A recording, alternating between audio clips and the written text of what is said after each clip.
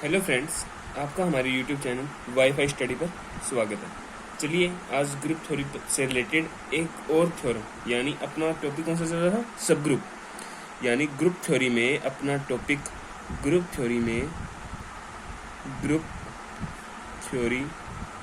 में अपना टॉपिक कौन सा चल रहा था। अपनों ने ग्रुप पढ़ लिया था और उसके कुछ क्वेश्चन किए थे। फिर अपनों ने लेक्चर स्टार्ट किया था सब ग्रुप। अब सब ग्रुप के बेस्ड पर अपनों ने कई थ्योरम की थी, उससे रिलेटेड क्वेश्चन किए थे। आज यानी अपनों ने पिछले लेक्चर में यानी सब ग्रुप से रिलेटेड अपने थ्योरम्स चलती हैं। अपने पीछे वाले लेक्चर में क्या प्रूव किया था, द यूनियन ऑफ टू सब ग्रुप। अब यूनियन है, अपनों ने पीछे वाले लेक्चर में क्या प्रूव किया था, मतलब दो जी है और उसके दो सब ग्रुप हैं। जी एक ग्रुप है और उसके दो सब ग्रुप हैं, ठीक है। यानी जी एक ग्रुप है और उसके दो सब ग्रुप H1 और H2 हैं। यदि उनका अपने इंटरसेक्शन करते हैं तो जो सा आंसर आता है वो भी एक क्या होगा, सब ग्रुप होगा। अपनों ने ये चीज प्रूव की थी। अब इसमें यूनियन में क्या होता है, द यूनियन ऑफ टू सब ग्रुप इज नॉट नेसेसरी ए सब ग्रुप। मतलब यूनियन में यानी सर्वनिष्ठ, यानी यूनियन मतलब संघ, यूनियन मतलब संघ। संघ में ऐसा अनिवार्यता है, यानी जरूरी ही नहीं है, हो सकता है लेकिन हमेशा नहीं हो सकता। मतलब कुछ कंडीशन में वो यूनियन है ना, दो सब ग्रुपों का यानी जी के दो सब ग्रुप यानी उपसमूहों का संघ है, वो समूह हो भी सकता है और नहीं हो सकता। 101% तो नहीं होगा, ठीक है।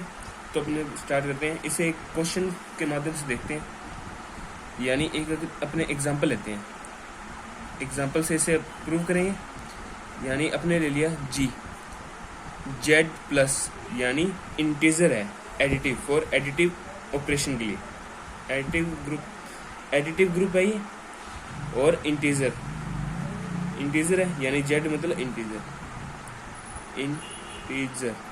इंटीजर है यानी पूर्णांकों का समुच्चय है योग के लिए, पूर्णांकों का समुच्चय है योग के लिए, ठीक है। तो अब इसके यानी z प्लस के इसके दो सबग्रुप देखते हैं, यानी two subgroup of z plus के दो सबग्रुप अपने को दिए हैं, इस प्रकार हैं। यानी h है एक तो 2n belongs to n belongs to z, और एक k है यानी h और k दो क्या है, जी के यानी पूर्णांक, इसको अपने जी माना है। यानी z प्लस के ये दो क्या है, सब ग्रुप है, और n बिलोंग्स टू z है यानी इंटीजर है, ठीक है।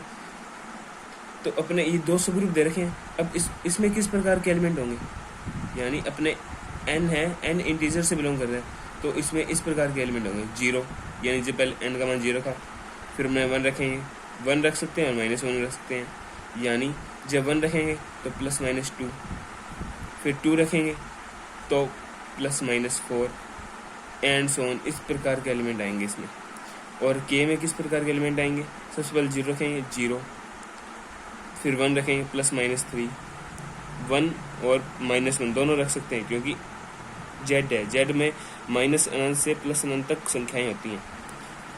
फिर 2 रखेंगे तो +-6, इस प्रकार इसमें एलिमेंट होंगे। जब h और k का अपने को यही करना है, द यूनियन ऑफ टू सब ग्रुप, यानी z प्लस है, इसके दो सब ग्रुप है h और k, इनका जब यूनियन करते हैं तो उनका उपसमूह होना आवश्यक नहीं है, यानी सब ग्रुप होना, उपसमूह मतलब सब ग्रुप, उनका सब ग्रुप होना आवश्यक नहीं है, हो भी सकते हैं और नहीं भी हो सकते, ठीक है। अनिवार्यतः एक उपसमूह नहीं होता है, मतलब होगा ही नहीं वो उपसमूह यदि h और k का अपने इंटरसेक्शन करते हैं तो वो सब ग्रुप आता है, लेकिन यूनियन करते हैं तो सब ग्रुप नहीं आता है।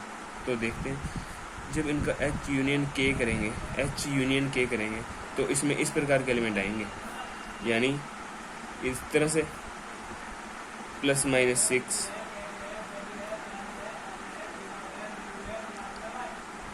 यानी इसमें एलिमेंट इस टाइप के होंगे। तो सबसे पहले प्लस माइनस जीरो, यानी जीरो है, फिर प्लस माइनस टू है, ठीक है, फिर प्लस माइनस थ्री है, फिर प्लस माइनस फोर है, फिर प्लस माइनस सिक्स है, यानी जीरो, इसमें है zero, two two, three three, union यानी इन दोनों के अवयवों को यानी मिलाकर लिख देना, और जो से सेम है उनको एक बार लिखना, ठीक है। इस प्रकार के एलिमेंट होंगे इसमें, इस प्रकार के एलिमेंट होंगे इसमें, ठीक है। यानी अब इसको अपना इसका सब ग्रुप प्रूव करना है। तो सब ग्रुप के लिए कंडीशन क्या होती है, वो प्लस के लिए यानी इस ग्रुप की संक्रिया के लिए सामरत हो, और ग्रुप की संक्रिया के लिए एक ग्रुप हो, यानी ग्रुप जनरेट करता हो। तो सबसे पहले हम सामरत चेक करेंगे। सामरत क्या होते हैं, तो जब अपने सामरत चेक करते हैं, यानी 2 बिलोंग्स टू H, यानी 2 है, इसमें से लेंगे, यानी 2 बिलोंग्स टू H यूनियन के, इसमें लिया, और 3 बिलोंग करता है, यानी 3, दो एलिमेंट अपने लेंगे H यूनियन के से, यानी इसमें से, और इसको अपने क्या प्रूव करना है, सामरत प्रूव करना है, यानी दो एलिमेंट है तो इनका एडिशन के रिस्पेक्ट में, यानी एडिशन करेंगे जब अपने 2 + 3, इसको भी H यूनियन के में होना चाहिए, यानी 5 को H यूनियन के में होना चाहिए, जबकि इसमें है ही नहीं, तो H यूनियन के सामरत नहीं है, यानी प्लस संक्रिया के लिए सामरत नहीं है, यानी G उपसमूह नहीं है, जो सा Z+ है ना, यानी जो कि दर्शाता है, मतलब जो दर्शाता है, क्या दर्शाता है, ये चीज़ क्या दर्शाती है कि H यूनियन के योग संक्रिया के लिए सामरत नहीं है। ये चीज़ अपने यहाँ से प्रूव की है, यानी H यूनियन के योग संक्रिया के लिए सामरत नहीं है, यानी जरूरी नहीं है H G का सब ग्रुप है, K G का सब ग्रुप, तो उसका यूनियन भी G का सब ग्रुप हो, ठीक है। ये अपने यहाँ पर प्रूव कर दिया। अब अपने देखते हैं फ्रेंड्स, द यूनियन ऑफ 2 सब ग्रुप, क्या देखते हैं, द यूनियन ऑफ 2 सब ग्रुप इज ए सब ग्रुप, मतलब G के 2 सब ग्रुप हैं, तो उनका यूनियन सब ग्रुप कब होगा। इस क्वेश्चन में अपनों ने प्रूव किया था, द यूनियन ऑफ 2 सब ग्रुप इज नॉट नेसेसरी सब ग्रुप, यानी 2 उपसमूहों का संग अनिवार्य है, उपसमूह नहीं होता है। अब उपसमूह होने के लिए 2 सब ग्रुपों का जब अपने यूनियन करते हैं, तो वो सब ग्रुप कब होगा, जब one is contain in the another, यानी एक उपग्रुप है ना, वो दूसरे में बिलोंग करना चाहिए, अंतर्विष्ट होना चाहिए। 2 उपसमूहों का संग एक उपसमूह होता है यदि और केवल यदि एक उपग्रुप दूसरे में अंतर्विष्ट होना चाहिए।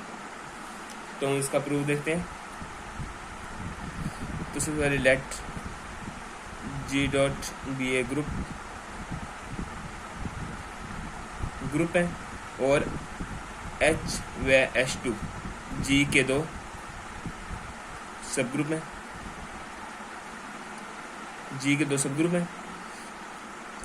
तो अपने को ये प्रूव करना है भी वो सब ग्रुप कब होगा, यानी इनका इंटरसेक्शन, लेट H1 H2 का इंटरसेक्ट हो, यूनियन G का सब ग्रुप कब होगा, जब या तो H1 H2 में कंटेन करे,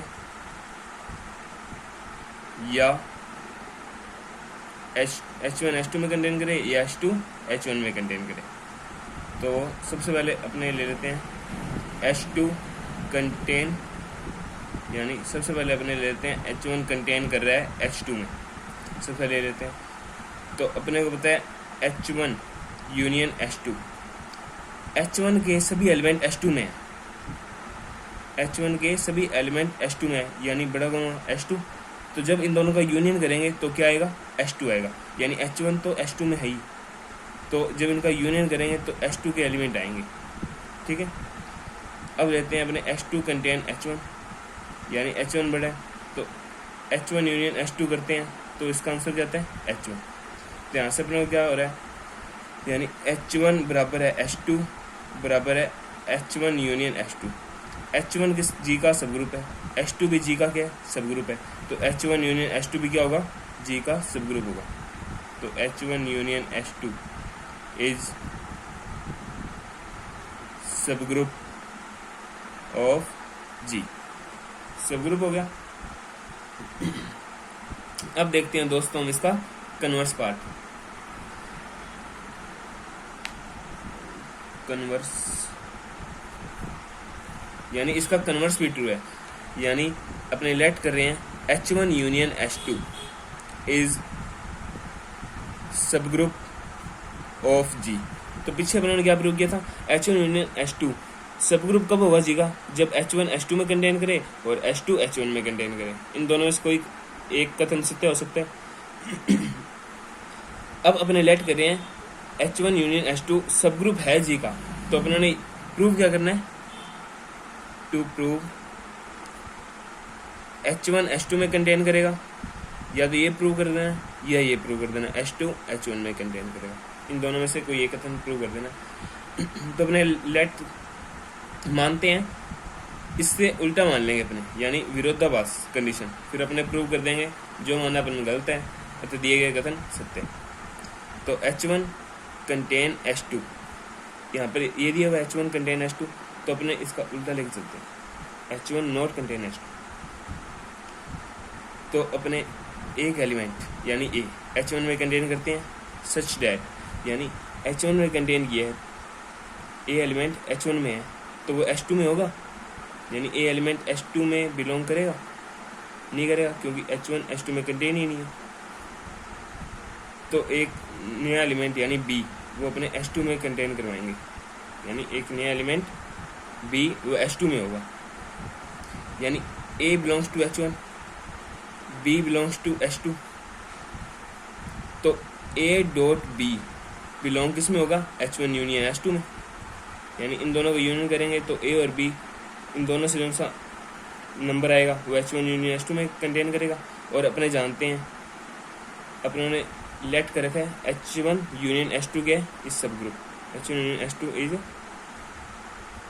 सब ग्रुप ऑफ G, यानी सब ग्रुप है G का, ये सब ग्रुप है G का। तो A डॉट B है ना, यानी सब ग्रुप होता है, यानी A dot B H1 union H2 में कंटेन कर रहा है। और अपने जानते हैं H1 यूनियन H2 ये सब ग्रुप है, तो A डॉट B H1 में भी होगा और A डॉट B H2 में भी होगा, ठीक है। If A dot B H2 में है, H2 में, और अपने को पता है B H2 में है, तो B इनवर्स भी H2 में होगा, क्योंकि उसका इनवर्स तो H2 में बिलोंग करेगा ही, क्योंकि H2 के सब ग्रुप है, ठीक है। तो A डॉट B जब B इनवर्स को इससे मल्टीप्लाई करेंगे तो ये भी H2 में होगा बाय G0 प्रॉपर्टी, A भी H2 में, B इनवर्स भी H2 में, तो इनका मल्टीप्लाई भी H2 में होगा। क्लोजर प्रॉपर्टी से कह सकते हैं हमने A B dot B inverse लिख सकते हैं, इसको भी H2 में होना होगा, और ये E हो गया, यानी A belongs to H2, A belongs to H2 आ गया, जबकि अपनों ने क्या दिखा रखा है, A not belongs to H2, जो कि क्या आ गया अपने पास अपने कथन का, विच इज कॉन्ट्राडिक्शन,